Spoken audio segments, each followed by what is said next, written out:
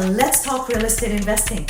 In this podcast, I bring you insights, experiences, and lessons from real estate investing professionals at all stages of their journey, along with industry experts who provide essential services to you to help you to succeed. Our goal is to empower you with the knowledge and strategies needed to build a personalized real estate investing plan that aligns with your unique goals. If you enjoyed this episode, please hit that like button and subscribe to my channel. It helps me to continue to share valuable content with you. My name is Debbie Balfour, and I'm a real estate investing professional and a real estate investing success coach. I help IT professionals build true financial security by unlocking 60 to 100K in additional income within 12 months through my personalized investor strategy framework. Real estate investing isn't a one-size-fits-all.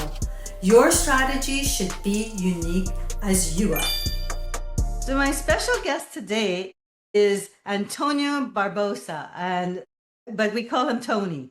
Right? You call yourself Tony, right?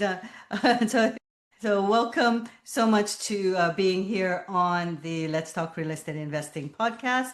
A little about António.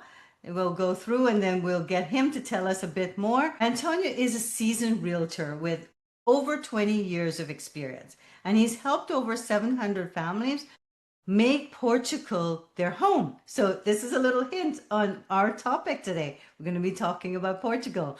António says that he doesn't just sell homes, he fulfills lifestyle dreams. And definitely for me, this is definitely one of those dreams. And that's why I've reached out to António and thought he would be a great guest for us today, as I know that many real estate investors are looking to Portugal as a destination where they can maybe have a second home or move to Portugal or invest there, because here in Canada the taxes are so high, and also since COVID we've all been looking to lifestyle now. I think everybody's brains have changed to realizing that we can't just live our life with a rat race, and that we want to live our lives, that we're doing what we're passionate about, living where we want to live. So definitely Portugal is one of those destination places that people want to be for their lifestyle. So getting back to António, he's known for his warmth and charm, and you'll see that in our interview with him today, and that unforgettable smile. He's built lifelong friendships with clients and colleagues around the world. And as the founder of Infinite Solutions, he focuses on finding answers, not just recommending, not just problems. Sorry. He's looking at finding answers, not just problems, whether that's helping you buy your property, your dream property in Portugal or abroad, or recommend a great restaurant or a perfect bottle of wine. He's a world traveler, and he's fluent in Portuguese, English, and Spanish. I can only do one of those, the one I'm speaking. And António blends the expertise with personal touch, and that makes every client feel like a friend. And I can very much attest to that, because I met António about 2 weeks ago, and I already feel like we're fast friends, and he's been so amazing with giving me recommendations on where to go and what to see and what to do in Portugal, because I'm heading there soon. Let's get into it a bit more, António. I'd like you to tell us a bit more about yourself and your journey that's gotten you to Portugal. Well, thank you. Hello, everyone. And Debbie, thanks for the wonderful intro. What can I say? Portugal, it's my home. I've made it my home. It's not where I was from. It was not where I was born. It's not my culture. I was born in Angola, in Africa, lived in the United States. And so Portugal for me is a home. You always say that home is where your heart is. Well, this is where my heart is. This is Portugal, because of the people, because yeah, we have the great weather and the food and the wine and everything else. But you know what? This is Portugal. It's about that, as you say, that lifestyle, laid back, a little more easier. I tell people all the time when they're thinking of moving here, you're not going to change Portugal, but if you're lucky enough, Portugal will change you. And I'm speaking from personal experience. And that's what it's about. So what attracted you to Portugal? Well, first, personal reasons, of course. My mom and dad were getting older. But I used to come here before on holidays, even with my niece, and it just, like the opportunities, the cost of living, okay, quality of life, the lifestyle, the things that people sometimes we take for granted, taking a nap in the afternoon, those things. Siesta. I don't know, drinking a coffee out of a porcelain cup instead of a paper cup through a drive-through Dunkin' Donuts or Starbucks or whatever. The small things. That's, and as the more time I spent there coming on a holiday, I say, and you started thinking, I mean, we're talking almost 25 years ago, Debbie. So it was a long time ago, right? And it was Hmm. very different. The world was very different. The world was not what it is today. If you look back at 25 years ago, how was the world? It's a lot more peaceful, whatever. People didn't think about relocating, they didn't think about moving, you're happy, where you are, etc. Maybe for me, happiness is going to the Caribbean, or so most people, right? Or to Mexico on a holiday. Nobody would ever think about like relocation and moving. Well, Hmm. at that time I thought about it because like, you know what, like not that I was unhappy in the US, living there, of course, but I thought about more things, quality of life and affordability. Where's my dollar going?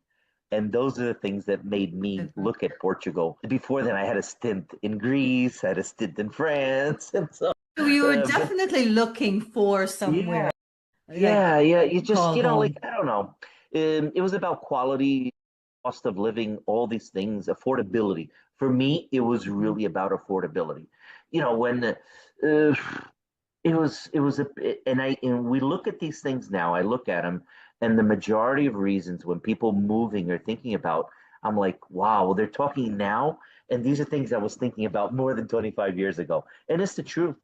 You're And a that's forward thinker. That's awesome. probably, I don't have a crystal ball, but almost. Yeah, it's funny as you're saying that, but people 25 years ago, people weren't thinking about moving, etc. And I think actually for myself, you know, I was a bit of a nomad because I worked on cruise ships and I met my husband. I moved to England in 1995, I think, or something like 1996, or yeah, right. Got married in 97, had my son in 99, and then we moved back to, and then I brought my husband from England back here to Canada in 2001. So I was like you. I was like looking, moving around. So how long have you been in Portugal now? It's going to be almost 25 years, you know, the good, the bad, the ugly.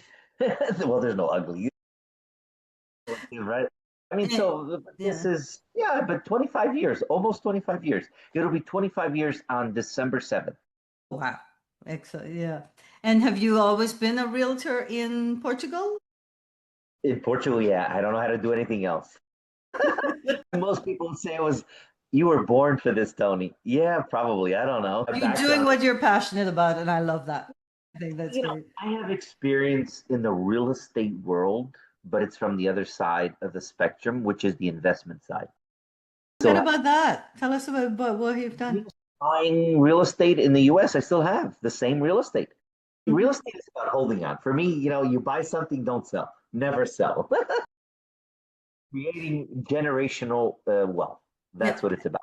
Are there Okay. single family homes? What are they?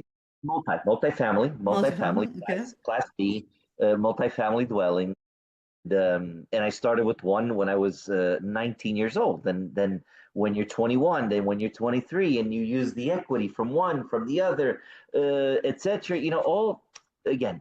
I started there, so it was more of a from that side of the spectrum.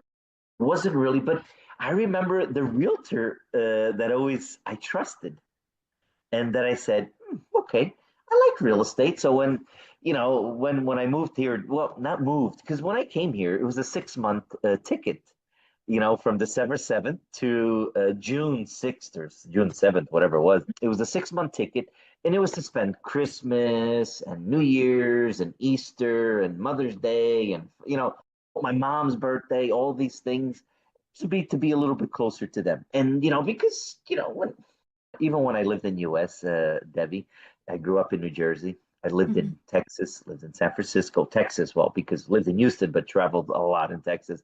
Lived in San Francisco, lived in Naperville, Illinois, right outside of Chicago, lived in Florida, and many points in between. And so you grow up and like you come to a point like, I don't know. I just want to spend time with a little bit with my mom and dad, get to know them a little bit. I was in a position where I could. That passive income helped Exactly. for So that sure. passive income was helping your lifestyle. And I said, when I came here to Portugal, I was part of a brand and a franchise. And I said, I'm going to be doing something I like. And you know what? I like real estate. I didn't know I knew the one side of the spectrum about the investment side, NOIs, returns, ROIs, like all that part, Hmm. of the spectrum and that business. And when I decided to get into real estate in Portugal, it just kind of fell in my lap, that sort of, because then as you're working with people, then you realize that, you know what? And I learned a long time ago that, real estate, it's people. It's a people business. It's not houses. It's very different. When I wouldn't say I'm a commercial agent because when you're looking at the commercial aspect and any commercial buyer and commercial real estate, you don't think with your heart. You think Right. with your brain and numbers. It's very different. It's Hmm. extremely. I'm more in the residential side for sure because it's people helping people move here. So we kind of established a niche market where there was a necessity for building that business side of it and helping people move here. And I think that's what kind of just one after another, knowing the English and the Portuguese, and we did a lot of business with Americans. We still do, of course. It's one of our biggest group of buyers, but British as well. And, and it's like, when people would say to you, well, why, you walk the walk and you talk the talk. I made the move. So that was the value that I provided, like what it's like. What is it like paying taxes and this and that and learning all the laws, then becoming a broker and then becoming a broker here. All these things just kind of like, then you're working with people. And I tell you, one of the biggest, I tell you, I don't know. When you ask me, like, okay, what is what motivate, and it still motivates me, after 25 years, and it is about the people. It's about the lifelong relationship you've built with your esteemed clients. Of course, we call them friends. We don't have clients. We have friends. I work for two big companies in the U.S. They're still. I took, when before they were public on the Nasdaq or New York Stock Exchange, I was a part of their growth. And I Hmm. remember one of our CEO, he always said to me, and it's something never left my mind, Tony, we don't have clients that walk in this door. And I was in the realtor sector, right? And there was a Right. bit different and retaining, very different. And I remember Wally Warnell said to me, Tony, we don't have clients that walk in the door. We have friends. And it's true. We don't have clients. We have friends. And the Right. lifelong friends, the esteemed colleagues throughout the years, you know, those are the things I tell you, Debbie, that like when you say meeting people all the time, I love that. I love that. And I think that that's something that it goes beyond real estate, which is definitely like it's not about the numbers, it's within the heart. That's what in actually this is what I say. That's just you'll find it on lots of my, lives and anything that I record. I always say that even in real estate investing, it's 80% about the relationship and 20% about the actual opportunity. So you're singing, what I think. And I'm the same, and I love that. And I'm thinking, for my own business, maybe that I'm going to adopt that. I'm going to steal that we don't have because that's the type of person I am. It's like all of a sudden I meet somebody, we have even like a hour conversation, and now you're my friend. So even with my clients, just that rapport, that giving, that working together, it does build a friendship. So I love that. So 100%. 100%. yeah. So tell me a bit about, I know Portugal has become here in Canada definitely something that everybody's talking about. The place to go and invest, but also the place to Really? go and Why live. would you want to move here? Why would you want to move? So that's what I want you to tell me a bit about. What attracts all these expats? Like what's attracting people to, because you're meeting with, like you said, the Americans, the Canadians, the English. What's attracting them to Portugal? In a nutshell. And I can give you 100 reasons. 100. Well, But top five. maybe five? Okay, top five. Okay, then we'll leave it to five, but not 100. We need 3 or 4 hours or 2 days of podcasting. No. We'll keep it to five. Number one has to do with sunshine. Portugal has over 3,300 hours of sunshine per year, one of the highest rates in Europe. Who doesn't love to be around the sun, right? I think Hmm. the vitamin D, right? You have it naturally. Yep. Sunshine. Number two has to do with satisfaction. Okay, year after year, people visit Portugal all the time, but year after year they come back, and what? Some of them make it their home. Why? Once you experience are the people, the people. Okay, it's a multicultural diversity. So many different likes from different countries, everything. But even Portuguese people, once you get to meet them and experience them, you'll say, "Wow, friendliness." The food, the wine, satisfaction. You know what? Like those are for me. Like once you experience that, you're gonna be coming back, and you're probably gonna make it your home. Number three has to do with the visas. People moving here. Whether you come on a holiday, if you come on a holiday here to Portugal from the U.S. or Canada, you don't need any visa process, right? You just buy your airplane ticket. It's that easy. We have bilateral agreements. Yes, you have to fill out your ETA, Yeah, I your have to fill travel in something. authorization. Yeah. Okay, we're gonna have that now here in Portugal as of the first quarter of 2026. But it's the same way. Like when I go to the U.S. Or Canada or even anybody, any European citizen, they have to fill out. So you have to do that, but you don't need a visa. But then there are visas for people that want to live here, whether they want to work here, whether they want to study, work or study, whether they want to have like digital nomad visas, D7 visas for retirement visas, people living here, golden visas, so many different visa programs that can help establish residency status.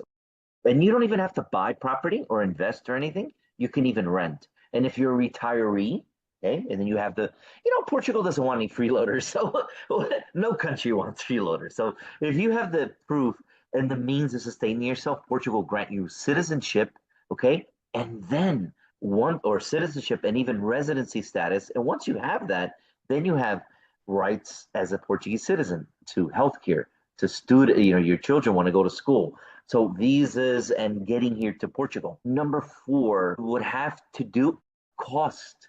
Cost. Well, I mentioned earlier, cost, right? Affordability. Portugal is by far one of the most affordable Western European countries. Not cheap. Cheap doesn't word doesn't exist anywhere in the world. Where's cheap in the world? I don't know, but it's affordable. Okay, Mhm. in comparison to other major European cities. I mean, if you go to London, if you go to Paris or Milan or Madrid, Barcelona, Portugal, it's affordable. Affordable cost of living, the simple things, going to the supermarkets, renting a property, the cost of properties, etc. So affordability. And that's four, right? So I gave you four. The fifth, Hmm. you know what? Maybe I should have started with this, with the fifth. Safety. Safety. Hmm. In a world today, Portugal, and this is not an opinion, this is a fact, Debbie. Portugal is by far one of the safest countries in the world, and you can Google it.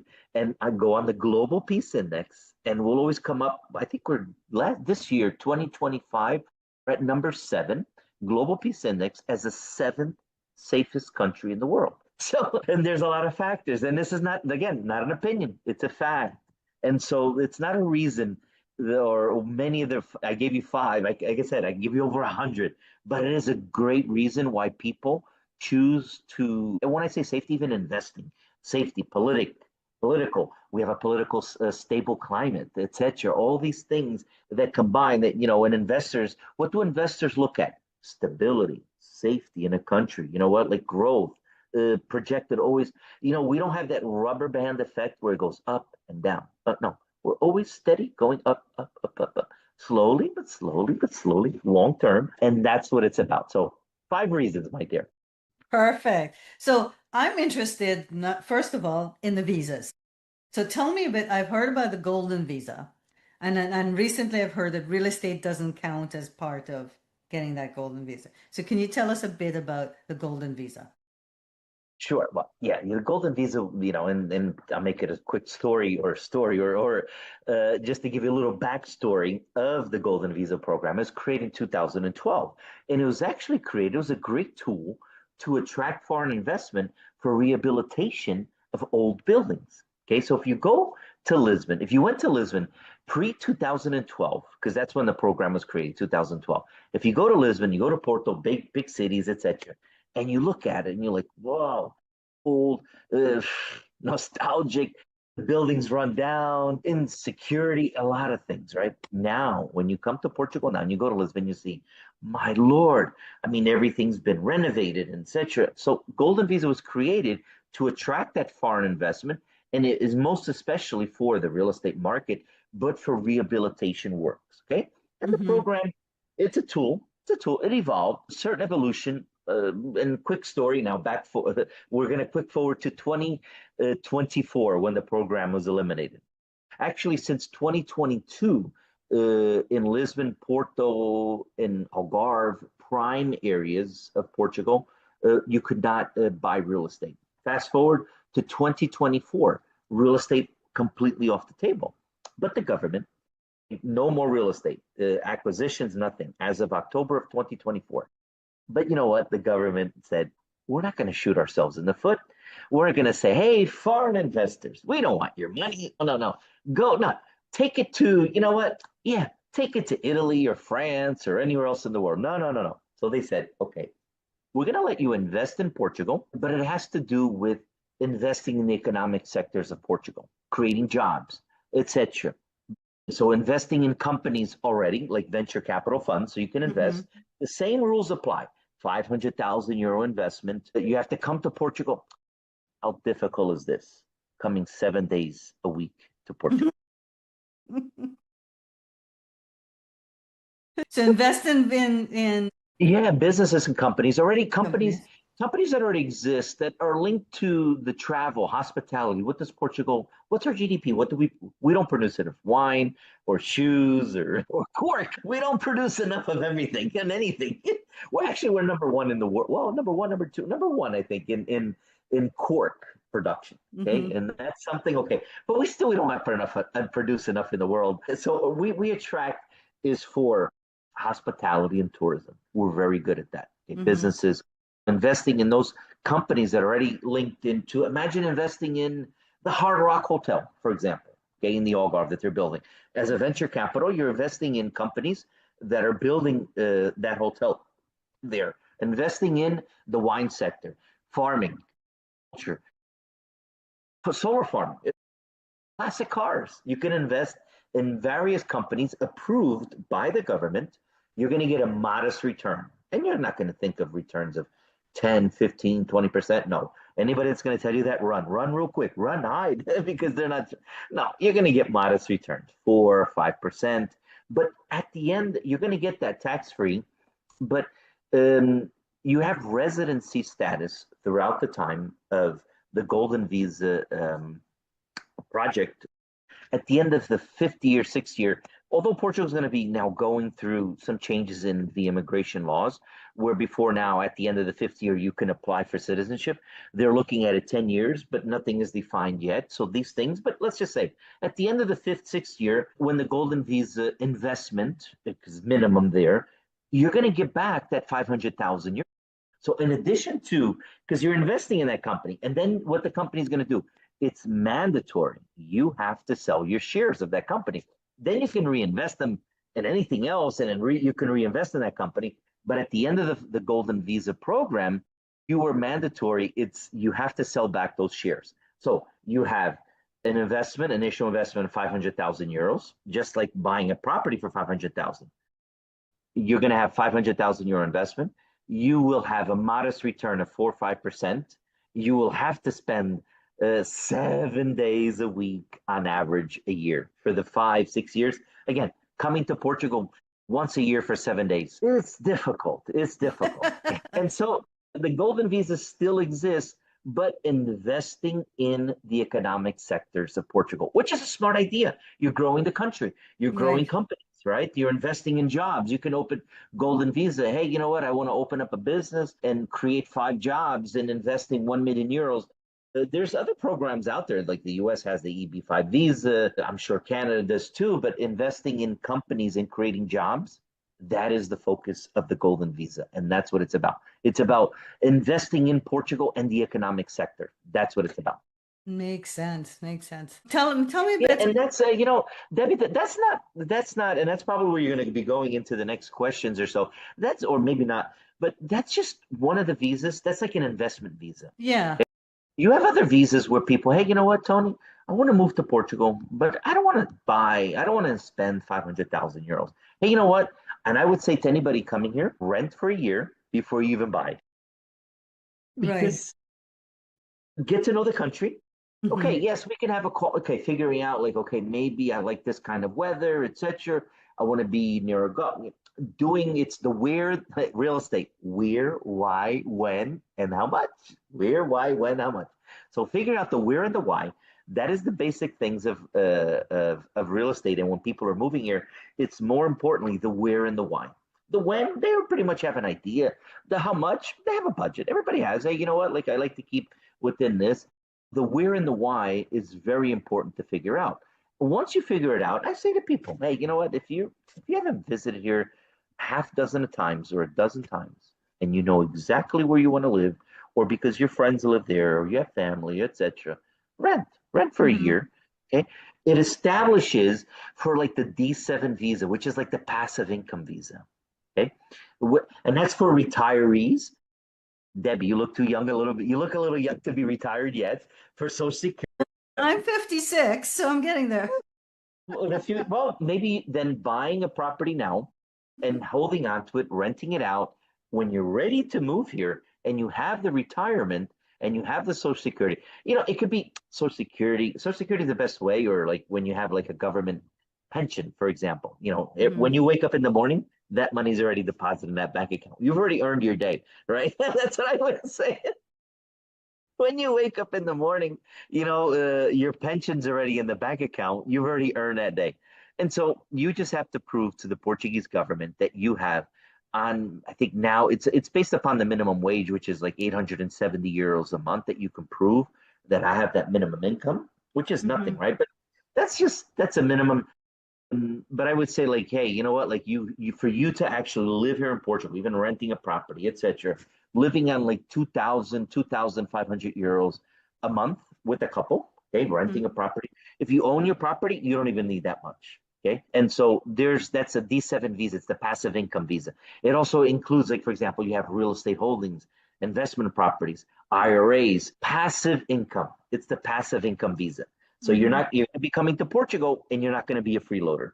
Right. So the government will grant you residency status and then even citizenship, the D7 visa. There's for young. We just actually helped a young family from Salt Lake City, from Utah, moving here, young family, and they're digital nomads. So we have a digital nomad visa. Okay, so Mhm. there's different visas, and for everybody,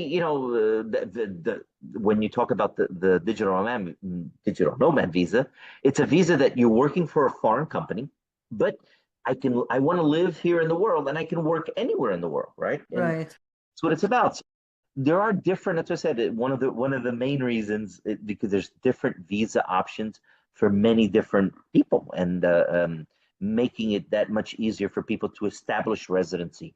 And with that residency comes healthcare, comes children going to school, etc. All these things, the same benefits that a Portuguese citizen will have. So we have different visa processes to help with that. Excellent. Tell me a bit about the taxation system. Why Portugal over Canada, where we're taxed to death? Well, you know, not by personal or IRS income tax. That's not going to change a lot, in my opinion. Although it'll probably still be cheaper here, but just a little bit. But when Hmm. you talk about property taxes yearly, okay, Okay. for example, on a 300,000 euro property here in Portugal, by the tax assessment of the finance office and everything, you're going to be paying maybe 800, 900 euros a year in property taxes, which is insignificant. A year, 800 Hmm. a year in property taxes. When you're talking about like income tax, there's a treaty between US, Canada, and many other countries. You're not going to be double taxed on your income. So you have to report it. And if you're living here, what the government, the Canadian government or US government, any government, they're going to consider where is your country of residence. That's where you're going to be taxed. You Okay. still have to declare it in the country where the money comes from, but you're not going to be double taxed. So there is that advantage. There was a bigger advantage years ago, again, where we had the NHR, the non-habitual resident. where at one time, it was created actually in 2009, and for 10 years you pay zero tax, zero on income, zero. Your foreign sourced income, passive income, zero. The likes of like Madonna's and anybody else that made their home here, that was done away with into 2024 as well. Okay, the NHR. Actually, at the beginning of this year, the beginning of 2025. Now you're on, yeah. So yeah, you missed the boat in in that way.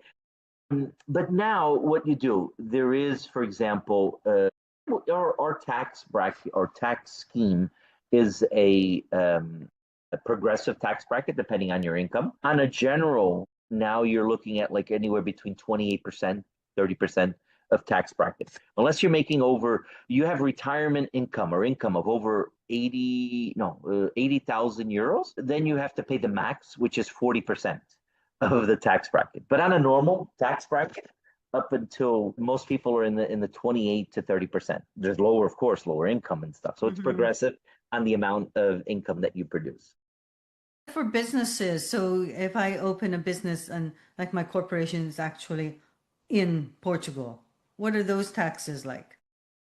You're the same. You're looking at like probably in the 22% of income. Is that for active or is that including passive? No, that's just active, not passive. Passive income is, that's something of income that you have foreign source or whatever, but But passive, maybe in passive income in Portugal from investments in Portugal. ah, then that's income. That's personal income. Unless if it's under a company, then still On a around the company. 22%. It's Okay. cheaper. Opening up a company, there's advantages of opening up a company like an LLC, for example. Like you want to buy a house or you want to buy properties, investment properties, and having it as an LLC, there are advantages because then you can write off expenses, uh, maintenance, a lot of other expenses, and even the income tax for the company is going to be around the 22%, 23%, for that matter. Personal income tax, somebody that works for somebody else or whatever, that's even if you like, even yourself, you're an employee of that company, you're declaring that income in Portugal, then you're going to be paying around the 28%. But the company Okay. itself, because the company then is responsible for paying a part of your social security, your health care, etc. These are things that the companies help. Again, healthcare, everybody has it as a social level. And so every company does help to contribute to that for sure. Yeah, so because here in Canada we have within the corporation, there's two types of incomes and it's different taxation. That's why I was asking a difference between active and passive. Because an active an opco, an operating company, will be taxed around 11, 12% initially, and then if it gets more, it'll start looking at the 20%. But then the passive is automatically taxed at like 50 plus percent. Wow. No, because it has to do with the company. You're going to be charged on the income of that company, and it's the same. It's all about income. And so Right. if you imagine you buy a There's property, not a difference. no, there's no difference. You buy a property, an apartment, and you're renting it out for whatever, 1,000 euros a month. You're going to be paying income on that 1,000 euros, and it'll be around 22%, 23% at the most there. So, what are some of the popular areas within Portugal where real estate investors like to invest in real estate? Yeah, well, if you look behind me, there's Portugal on one side, Spain on the other, the Minho River. When you talk, there's different. When you're looking at when we speak to an investor, well, what are they looking at? Appreciation? Are they looking at cash flow? They want to control their NOI, their ROI. Okay, what are those things? And they're basically looking, you know what? Like, I just want cash flow. I want to, pay for itself in that way. And so there's other people that are more aggressive and they're looking at the investment as appreciation value. Okay. So the more mature or that person that says, you know what, like I don't want to risk into growing into areas that are not yet well known. You consider Lisbon, Cascais, the Algarve, Porto as well, of course. Those are prime areas. But again, when you're looking at those prime areas, also remember that it has to do with also the investment. right? So when you're looking at buying a one-bedroom apartment, say around the Lisbon area, in prime area, you're looking at like maybe 350 to 400,000. You're a great one-bedroom apartment. Yes, on the outskirts, you can probably find one for 250 or 300,000, but that's on the outskirts. If you want to rent in the prime areas that, or buy to rent in those prime tourist areas, Airbnb, whatever it is, uh, those are the kind of values you're looking at. There's other areas, right, like this, the Silver Coast or even the Minho region up north, where you can buy the same property, that one bedroom apartment, for say 275,000 euros, for example, and you're Mm-hmm. going to get the same return. You're going to get the same. You're going to rent that same return. Or you're going to get a bigger return because your cost of money is less, but you're going to be able to rent it out. That one bedroom apartment, okay, maybe in Lisbon you'll rent it out for 1,500 euros. Well, in other areas you'll rent it out for 1,200 euros. But the cost of that money and the appreciation value, again, when there's not a lot to grow in these prime areas because it's already there at the top, and there's a lot of growing areas, and that's what I would say. Sometimes our investor clients say, you know what are prime areas in the future to consider? And that is the Silver Coast and the Minho region, because those are areas when we talk about them today, 5 years from now, people will be saying, oh, yeah, when they look at you, everybody looks at YouTube, right, Debbie? And they say, I live in Porto and the Algarve. Portugal is much more than that. Okay. And if you want to really, really get some more tremendous gains in the interior parts of Portugal, prices are lower. So your investment is a lot smaller and your returns are you're gonna get that return of maybe, 10, 12, 15%, that ROI. You'll be able to get that in some areas even more. And Nice. so not mentioning, and that's, we're talking about cash flow. We're not talking about appreciation values, because you have areas that, on a national average, Portugal has a 10, 10%, well, 10% on average since 2014. Okay. So we're talking over 10 years already. Portugal on a steady growth. We don't have that You're rubber band not effect. Vancouver. Boom, boom, boom, boom. Rubber band, right? I always say that rubber band effect. We don't have that. It's always a steady growth. And when Nice. you buy a Just property stable, today, yeah, 10% consistent. every single year. You can look at it, 10%.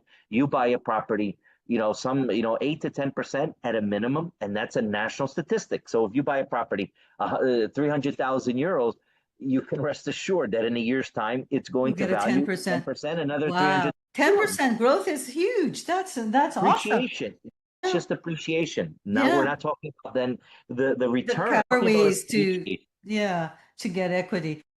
So, That's what that's one of the reasons why Portugal is very attractive, is because of the security of, safety, etc. The yes. market, the real estate market. As of 2000, Portugal was bankrupt. I've seen two periods. I've seen two periods in Mhm. Portugal when we had a down period, which was 2008, nine, when it was the financial crisis. The world felt it everywhere, right? Yeah. Okay, the subprime markets, and then we had the debt crisis, which was in 2012. That was even worse. Mm. That was even worse because that's where, everything, like the bubble, just poof, burst. But after 2000, for 2 years, it was very difficult. But it was actually, we were very busy at that time. You know what? When it's difficult, when it's bad is when people need us. When it's good, Definitely. nobody needs us. Hey, you know what? I don't need you. I can sell But it for by real estate myself. investors, the down periods, that's just where people are saying, like right now in North America, the market's down and everyone's saying, oh, I can't invest, the market's down. This is when you do invest. You don't sell, you buy, buy, buy, Yeah. buy. Warren Buffett said it. I love it when he said Yes. that, when people run, right? Or you should be wary, but when When people, yeah, when there's fear, that's when you get excited and you think that's, when you run. yeah. Exactly. And I think that's it. Nobody said it better than him. And it's true. Those are the times that you really have to consider, because then that's when, after 2014, the market just kind of reset itself. Values Mhm. were realistic values, and it started to grow from there. So if you say, okay, as of 2014, there was a starting point for the real estate market, and you could say, hey, you know what, like, it's maybe some of the challenges here for Portugal. is the Portuguese citizens being outpriced. Mm-hmm. There, a lot of them are not even buying those properties anyway. When you're talking about like 400,000, 500,000, million-euro properties, investors, you know what? It's a different kind of market. It's not even the normal market, I would say, here because of the salaries and everything. Even the, although the government now with the new housing measures, they've made it easier for first time home buyers. Well, first time home buyers, call it this. Anyone under 35 years of age, and usually they're the first time home. Maybe there's a correlation. I don't know. Well, if you're under 35, the government gives you certain breaks of like not paying the property transfer tax, the stamp duties, the notary fees. This they can give you 100% financing, and them being the guarantor. Nice. Okay, Wow. being the cook, so there's advantages to that. But I think overall, when you look at it and the reset of the market and of the real estate of that bubble that just like poof burst in 2014, from now you're looking at 8-10%. So I had properties 10 years ago, 15 years ago. You're selling them 225, 250,000. That same property today, Debbie, is worth 400K. I mean, it's just, but Yeah. it is. We're talking about 100, 150,000 sometimes in value of property.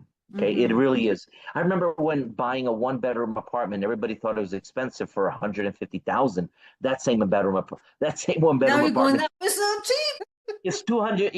I would even say 10 years ago. I'm talking about even like just recently in the last 4 years before COVID, like a one-bedroom apartment, you buy it for 50,000. That same one-bedroom apartment today is 250,000, two hundred Yes. twenty-five thousand easily. So Yeah, look at definitely. it anywhere between 8 to Well, 10% of increase. And again, that's just appreciation values. The areas, again, prime areas, Lisbon, Cascais, Porto, the Algarve, coastal areas. But there's new areas to consider, which is the Silver Coast, which is the northern Minho region where I'm at as well, right outside of Porto, anywhere there, not in.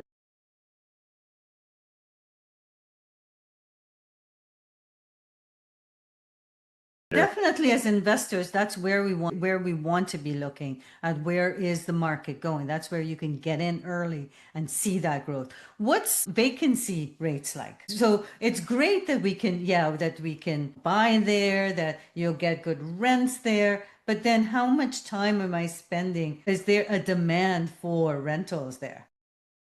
Nobody wants to come to Portugal. Nobody wants to rent in Portugal. Nobody wants to live in Portugal. It's a Okay. high demand. High demand, great. One of our biggest, remember, what I said to you, people should rent first for a year before buying. And it's a Mm-hmm. way to establish residency. Getting the residency visa approved. One of the things they have to prove is having a rental property for a year minimum, right? Mm-hmm. Uh, and even itself, it's not easy. But when you're talking about rental properties in terms of price increase, or when you're talking about appreciation of selling and values of properties, rental properties have seen like around the 20 to 25% rental increases.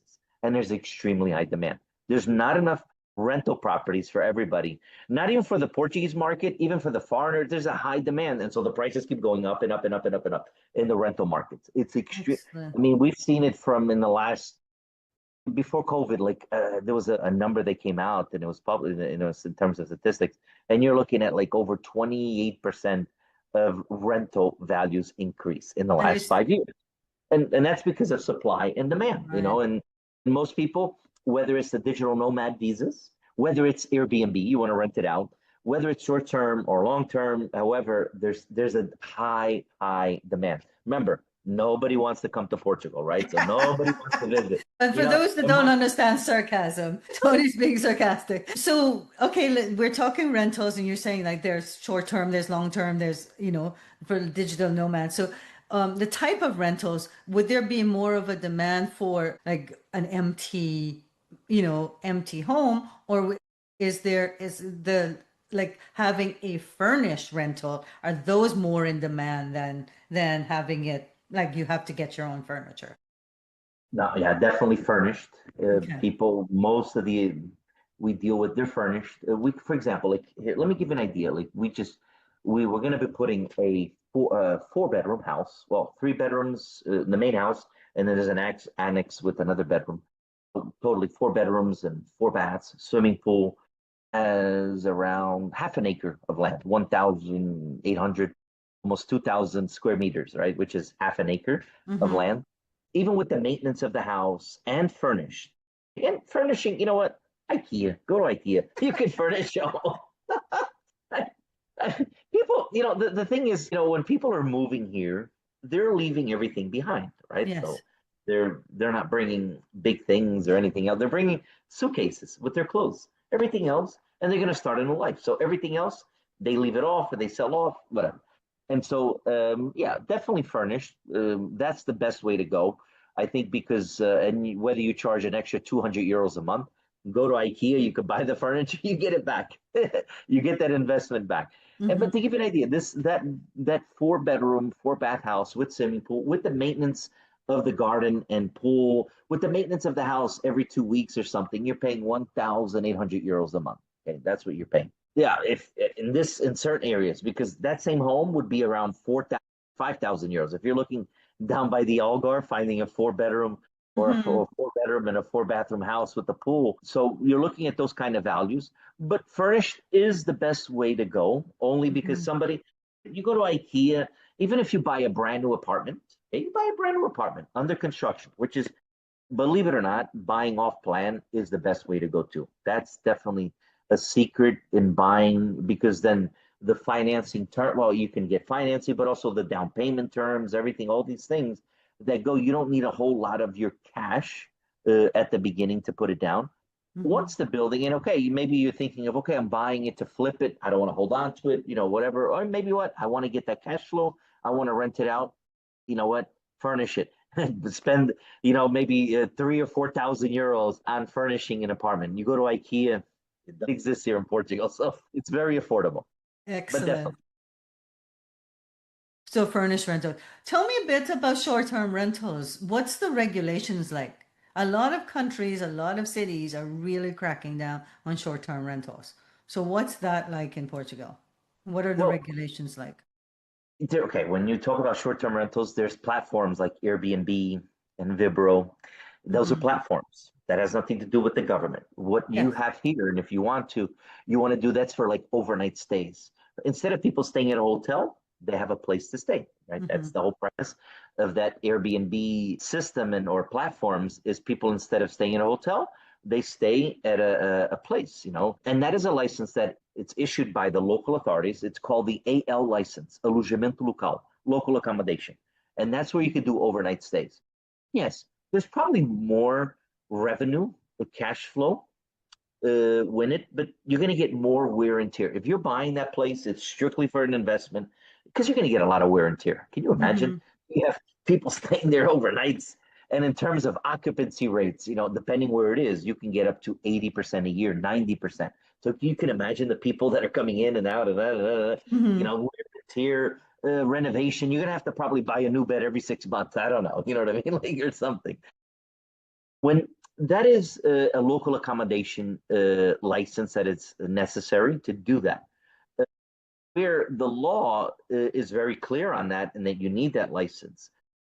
For example, if you're doing a short-term stay, if you want to rent out for a week, not overnight, a week, 2 weeks, a month, 6 months. You can come to Portugal and stay for 90 days. I say to Right. people all the time, come to Portugal for 90 days, explore, figure out, stay in this area first, stay there area, stay that area, discover it 90 days at a time. There's a big demand for a lot of properties, and it's not easy. Like you try to find a property, hey, you know what, I want to spend 90 days there, etc. So there's a big demand for that. Okay, there's not a whole lot, because if you stay at a hotel, you're going to be paying, whatever, 150 euros a month or And a then night. you're restricted to Not your a- room and you have to go to Yeah. restaurants and yeah. And so using that and staying there, even for a couple of days, I think it's well worth it, but doing it short term or midterm, like when I say midterm, like staying for a month, three Mm-hmm. months, 6 months, long term, a year. That's a long term contract. It has to be registered in the finance office for it to be approved. But that somebody says, you know what, I'm not going to need the property for the whole year.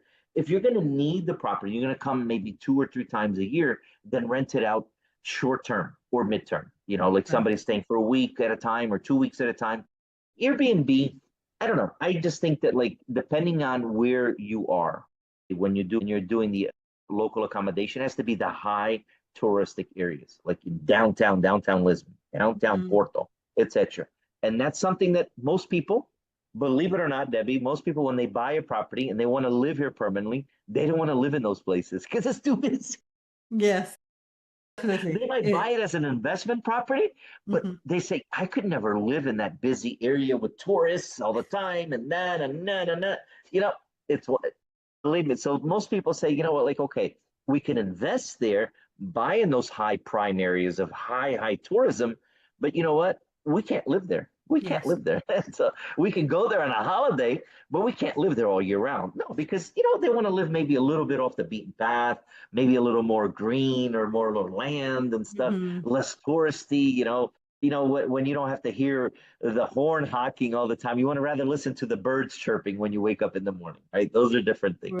And it's when you're living in a city, there's a certain feel, and and you live in. And I lived in a lot of big cities, and it's always about whether it's the fire truck or the police or the ambulance or the neighbor or the car. There's Yeah, there's that energy, right? definitely.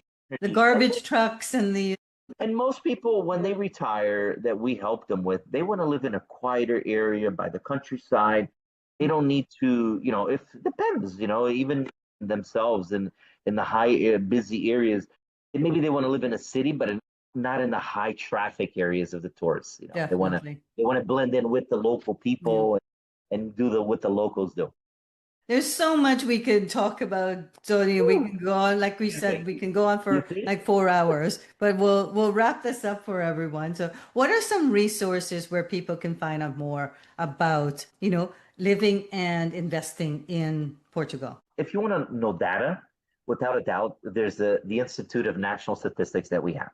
It has to do with data on how much wine produced, this real estate, whatever. It's www.ine.pt.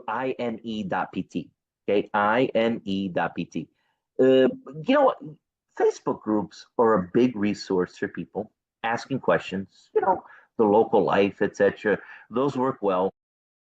Other resources for definitely the tourism, if you're coming on a holiday or whatever, that sort of thing. Uh, Without a doubt, if you're thinking of moving here, a realtor is your resource. Buying a property, even short term or whatever.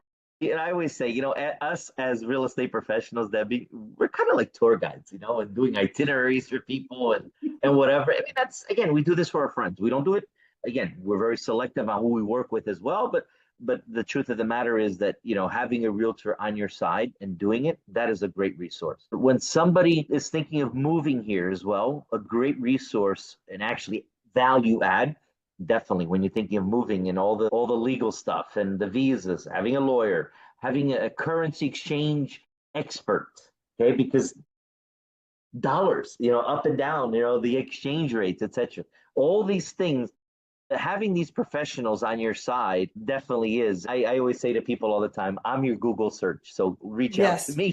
It's personable. You get it personalized also to what you need.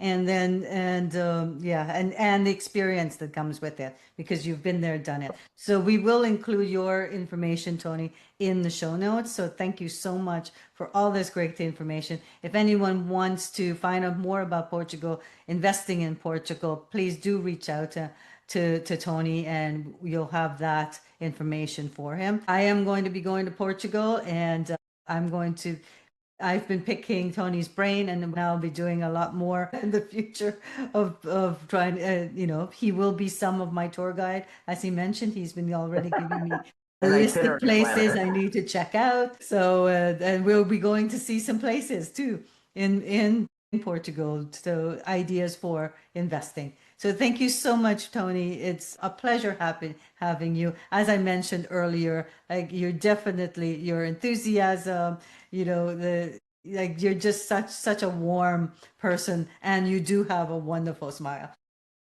Yeah, I but look forward to seeing you in person in Portugal. And so thank you everyone for joining us. If you enjoy this podcast, please do hit the like button and subscribe so that you can get more information in the form other, experts like Tony around the world. I interview people in Canada, in the US, around the world. If anybody's watching this and are interested in being a guest, please do reach out to me. I'd love to have you. I interview people from, different journeys within real estate and those that support the real estate investors. So have a wonderful day and we'll see you again soon. Debbie and Tony out. Bye, everyone.